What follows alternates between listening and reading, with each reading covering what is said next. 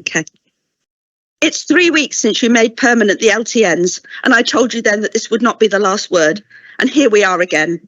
There is no point in appealing to the Lib Dem Green dictators who, in cahoots with Cyclops in livable streets, show total disregard of the evidence and their community's distress, and who are trying to gaslight an entire city. We see you. Spare us, Mr. Gant, from any more letters written by scooter-riding 5-year-olds in their closed streets. Where is your care for the 5-year-olds living in the gridlock boundary roads that you created? The 5-year-old from Littlemore, whose mummy shouted at him this morning, she sits sobbing in traffic as she knows by the time she drops him at school and his sister at nursery, she's going to be late for work. The 3rd time this week and she's already on a warning. The boy that hasn't seen his nanny again this week, she lives the other side of town.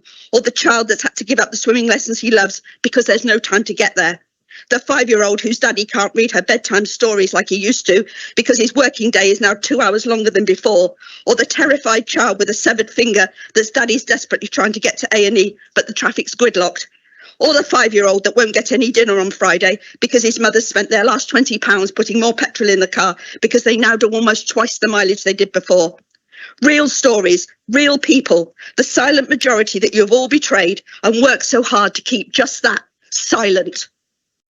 It is to the Labour and ex-Labour councillors that I make this appeal.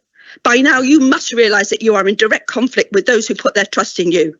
You've heard the majority, you have the evidence and seen the misery and hardship caused by these evil LTNs. And may I remind you that even the tallest trees cannot remain standing when its roots are rotten.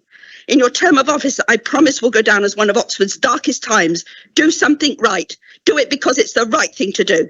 Represent the voters that put you there, that trusted you with their city, their businesses and their lives, and whom have been let down. Will you save our lives or will you keep us on this LTN-filled road to hell? Thank you.